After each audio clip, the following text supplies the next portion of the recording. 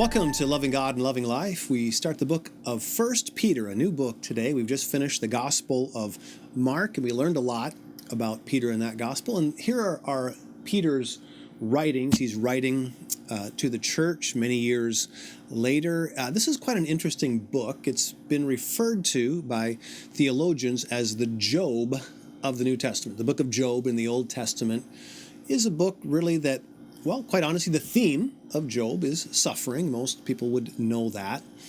Well, that's really the theme of this book. The church is going through a lot of suffering.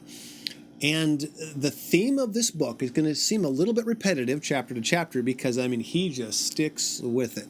He's like a dog with a bone. And I'll just read the theme to you. For this first day, I'm going to actually read to you out of the 5th chapter because he declares his purpose. His purpose is, he says in chapter 5, my purpose in writing is to encourage you and assure you that what you are experiencing is truly part of God's grace for you. Stand firm in this grace. Gang, that is so overwhelmingly powerful that what they are experiencing, what they were experiencing was trouble. And he is black and white. He's nailing it on the head. This trouble you're experiencing, it's part of God's grace for you.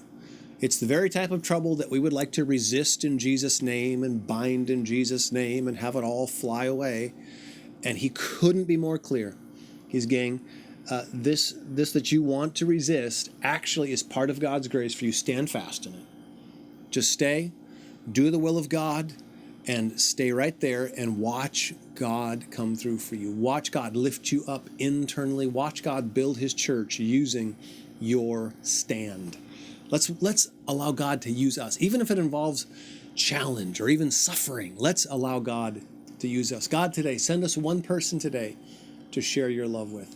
Let's not forget it, my friends. It's in doing the will of God, even if that means suffering, that we end up with a life that we love.